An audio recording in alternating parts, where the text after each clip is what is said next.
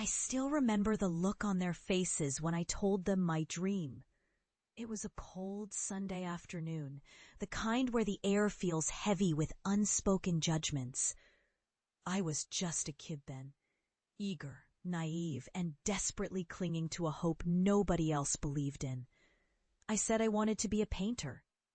Not a real artist, not someone with a steady job. They laughed. My mother's voice cut through the room like a blade. A painter?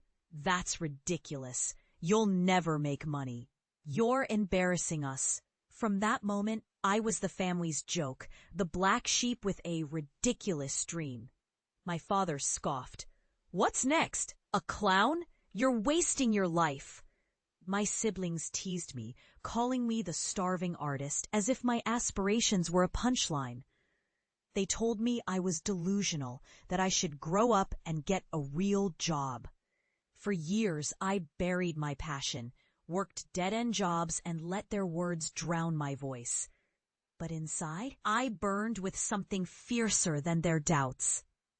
I knew I had to leave, not just the town, but that suffocating shadow of shame they cast over me.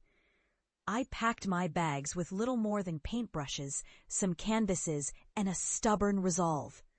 Every rejection, every sneer, fueled my determination. I painted in cramped apartments, sold my work on street corners, and slowly built a portfolio. Each brushstroke was a declaration. I was not going to be the family's embarrassment. I was going to prove them wrong. Years passed. I poured my soul into every piece. I faced hunger, homelessness, and rejection after rejection. But I also found a community, strangers who saw my talent, who believed in my vision. My work began to resonate beyond those dingy galleries.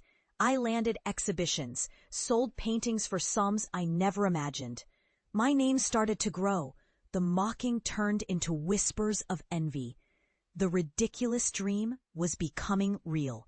Then, one day, I hit the big leagues. Critics hailed my style as revolutionary. I had everything I thought I wanted: fame, recognition, a life crafted from my own hands. Yet amidst all the success, I felt hollow. A part of me still hungered for something I had left behind. The family I never truly showed my triumph to. I knew it was time.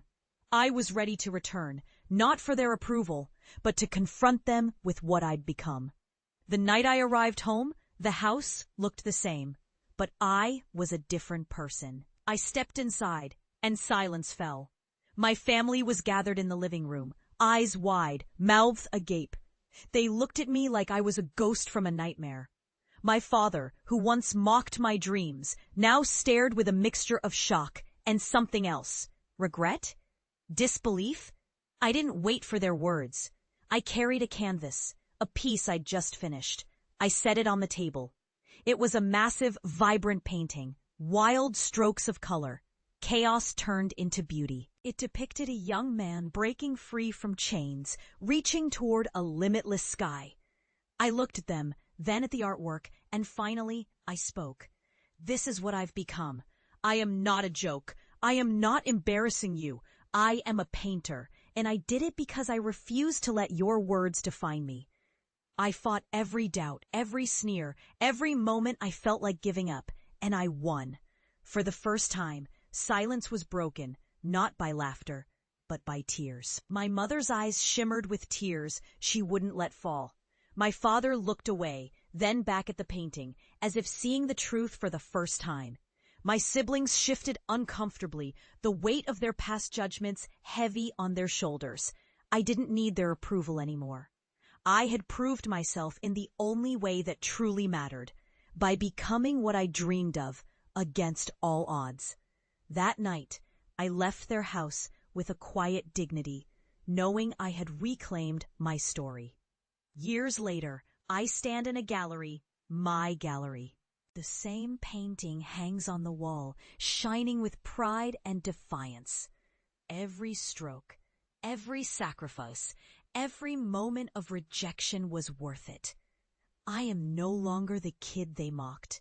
I am the artist I was born to be, And when I look into the eyes of those who doubted me, those who called me ridiculous, I see something different now. I see recognition. I see the weight of their regret.